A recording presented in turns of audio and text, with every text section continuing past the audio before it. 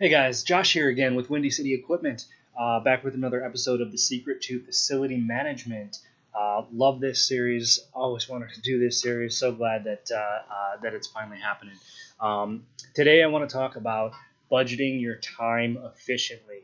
Okay, this can obviously relate to more than just facility management, but as we all know, facility managers are often stretched thin, often their time is a very rare commodity. So just want to touch base quick on budgeting your time efficiently. So first and foremost, we all know that as a facility manager, your phone, your email, it won't stop. It doesn't stop. It will never stop. And it can get frustrating, I'm sure for you and your family. But you know what you got yourself into. I'll say that right now. And 90% obviously of what you deal with on a day-to-day basis is an emergency. I know this in my industry as well, but it's up to you to, and it is your job to decipher what's an emergency and what isn't. So make sure, and I need to take my own advice on this sometimes, but make sure to take some time to breathe. What I've learned over the last 10 years, what I do is, I have a hard time stepping away for any length of time. I haven't been on vacation in 5 years. So like I said, I need to take my own advice. I'm still working on this, but I will say that when you step away, even though it might feel before you do like things won't get handled if you're not there, they will.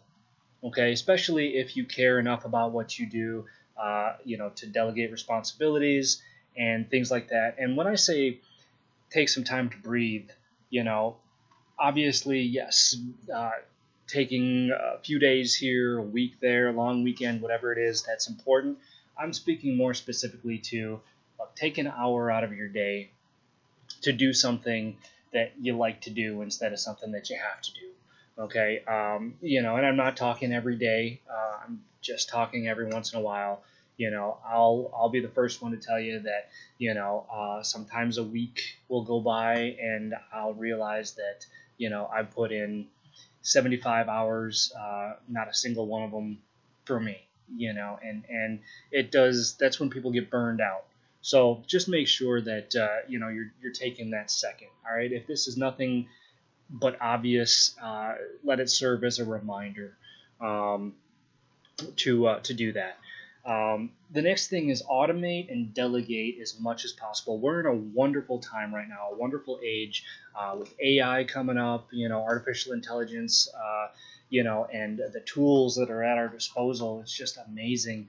So automate and delegate as much as you can. Set reminders, empower tasks for your team. Utilize NTEs.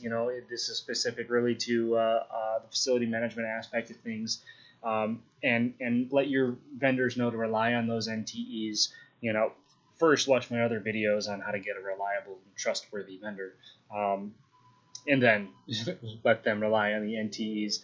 But that gets you out of the micromanagement type of feel, and frees you up to deal with the more important, the more pressing, the actual emergencies. Obviously, use a work order management system. There's a ton of them out there now, more coming up, and it is the future of the industry. Service Channel, Corrigo, SMS, Total Facility, I think EcoTrax is one of them now. But all of these, they offer an organization, for your industry that can help you, if nothing else, keep all of this information in one spot and really organize it. So I expect to see a ton more facilities on work order management systems moving forward. And there's just an array of ones to choose from. I'm partial to Service Channel. Didn't used to be. Hated it when I first used it. But, and that's from a vendor side, not from a facility side.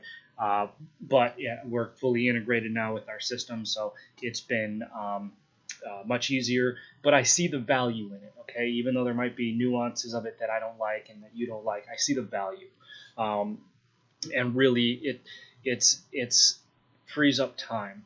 Um, Keep good records. All right, make sure that you are keeping great records. And if you're in this industry, I'm sure you're already doing that. Okay, as I go on and on with this series, I tend to realize that I think I'm speaking more towards the inexperienced facility managers, or the ones just coming up in the industry or that thinking about getting into it.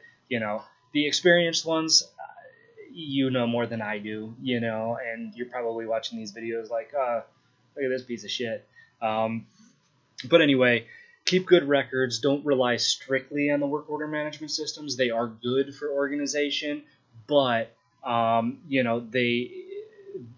aren't you. Okay, they don't help with everything. You're still relying on human interaction. You're still relying on intangibles. You're still relying on immeasurable KPIs. So make sure you keep good records, whether it's in a notebook or electronically or however you prefer to do it. But that'll really help with the time. And this may be bad advice. This may be good advice. I don't know. What I've found works personally for me is not to try to find that separation between family and business. I tried that, and it's hard, and it didn't give me the result that I wanted. I just got frustrated when I either couldn't spend time with my family or couldn't spend time at work. And so what I ended up doing, and what works well for me, is finding a way to intermingle the two, and coexist with family and business, and focusing on both simultaneously throughout every day. And that just seems, again, that's me. That's my personal, what I found works. It's less stress, and when there's less stress, I perform better at my job, and I perform better in my family. So anyway, that pretty much wraps up this episode. Make sure to subscribe to the channel if you haven't yet, so you can see last week's and next week's. Every Friday we've got these videos released. If there's something I missed, or if there's just something on your mind and you want to say it, comment below. Let me know, so I can do a video on it or respond to you or completely ignore you if it's a piss-ass comment or whatever.